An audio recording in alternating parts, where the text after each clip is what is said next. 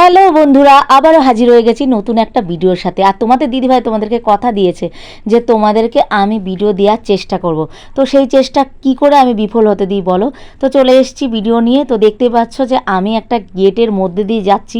তো তোমাদের হয়তো মনে হতেই পারে যে দিদিভাই এই যে এত দোকান পাশার দেখা যাচ্ছে, অ্যাকচুয়ালি তুমি কোথায় গেছো। এটা হচ্ছে রানাঘাট জয় জগন্নাথ দেখতে গেলাম। মানে এটা হচ্ছে রানাঘাট কোর্টমোড়ের কাছে। তো উনি চলে এসছে মাসির বাড়িতে, মানে মাসির বাড়ি বলে সবাই, অ্যাকচুয়ালি এটা মাসির বাড়ি নয়। তো যাই হোক, মেলার জন্য ব্যবসার জন্য এটা একটা পারফেক্ট জায়গা। তো দেখতে পাচ্ছ আশেপাশে দোকানগুলো বন্ধ ছিল, কেননা আমি যখন গেছি তখন একদম পুরো ভর দুপুরবেলা। আর দুপুরবেলায় তো দোকান বন্ধই থাকবে, এটাই স্বাভাবিক না। তো দেখো প্যান্ডেলটা দেখাচ্ছি তোমাদেরকে একটু কাছ থেকে। আর আমি ভেতরে যাব, সিঁড়ি দিয়ে উঠে পড়বো এক্ষুনি। তো দেখো কত সুন্দর লাইটিংটা দেখা যাচ্ছে ভেতরে, মানে দিনের বেলায় লাইটিংটা স্পষ্টভাবে বোঝা যাচ্ছে যে কত সুন্দর জ্বলজ্বল করছে। আর ভেতরে কম বেশি লোক ভালোই রয়েছে। আর এদের এইদিকে রয়েছে স্টল লাগানো, দেখতে পাচ্ছ জায়গায় জায়গায় লোক দাঁড়িয়ে আছে। এই যে ইনি হচ্ছে সেই বিখ্যাত ব্যক্তি যে কিনা ইসকন মন্দির আবিষ্কার করেছে। দেখো আমার বাবু আগে আগে যাচ্ছে। আর তোমরা তো অনেকেই কম বেশি জানো যে আমার বাবু ঠাকুর দেবতা ভালোবাসে।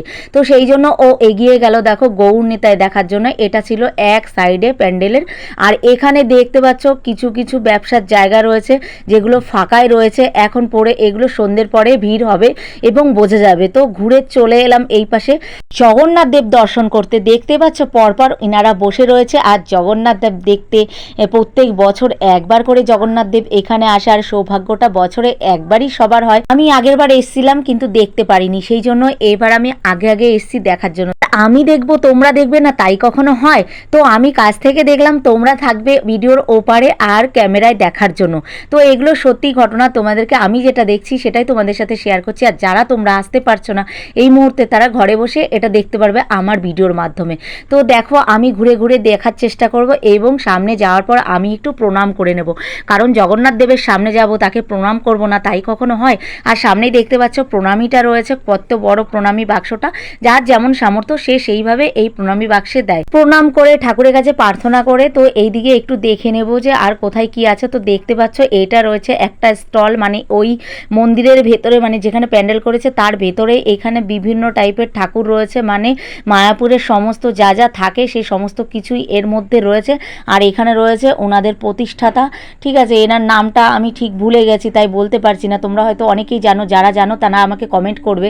তো এখানে দেখতে পাচ্ছ গেট লাগানো রয়েছে আর গেটে তালা লাগানো রয়েছে যাতে এখন কেউ ভেতরে ঢুকতে না পারে। তাই আমি চেষ্টা করলাম তোমাদেরকে গেটের বাইরে থেকে একটু ক্যামেরার মাধ্যমে দেখানো, তোমরা একটু দেখে নাও। আর তোমাদের যদি কারোর কেনাকাটি করতে ইচ্ছা করে তো তোমরা চলে যাবে। আর দেখো এই যে পোকাটা প্যান্ডেলের গায়ে লেগে আছে, হট করে এর উপরে আমার চোখটা গেল, তাই তোমাদেরকে একটু দেখিয়ে দিলাম। আবারও ফিরে এলাম সেই গৌর নিতাইয়ের স্থানে। তো দেখতে পাচ্ছ একটা মহিলা নমস্কার করছে আর আমিও পাশে রয়েছি। আমি যাচ্ছি সাইড দিয়ে। তো ভাবলাম কি এখানে এসছি যখন, রথের দড়িটা ধরবো না, ছোবো না, তাই কখনো হয়? এই যে দেখো এই যে রথটা, এই রথটাই চেপে জগন্নাথ দেব মাসির বাড়িতে এসেছে। দেখো কত বড় রথটা, আর দড়িগুলো দেখেছো কেমন মোটা মোটা। তো দেখো এইটা এসছে হবিবপুর ইসকন থেকে। দেখো যথেষ্টভাবে বড় রয়েছে আর ঘোড়া রয়েছে সামনে, তাই না? আর এটা সত্যি কথা বলতে কি সবার ভাগ্যে জোটে না দেখার জন্য। ওই যে কথায় বলে না, কপালে না থাকলে ঘি ঠকঠকালে হবে কি। তো যাই হোক, তোমরা তোমাদের কপালে আছে, আমি তোমাদেরকে দেখাচ্ছি আমার এই ভিডিওর মাধ্যমে। তো তোমরা যারা আসতে পারছো না আফসোস একদম করবে না। এই বছর আসতে পারোনি তো কি হয়েছে, আগামী বছর নিশ্চয়ই আসতে পারবে। তো জগন্নাথ দেবের জন্য পুজো হবে, গলায় মালা দেওয়া হবে, তাই তুলসীর মালা গাঁথা হচ্ছে গাছ সমেত। দেখছিলাম কিছুক্ষণ দাঁড়িয়ে যে কিভাবে মালাটা করছে। দেখো গিট্টি দিয়ে দিয়ে করছে, মালাটা বেশ ভালো লাগছে। তো এই যে দেখো এই যে পদ্মগুলো, এগুলো কড়ি রয়েছে, এগুলো ফোটানো হচ্ছে, পাশে একজনা ফোটাচ্ছে আর একজনা মালা তৈরি করছে। দেখতে বেশ ভালোই লাগছে। এই যে কথায় বলে না, মন পবিত্র তো সব পবিত্র।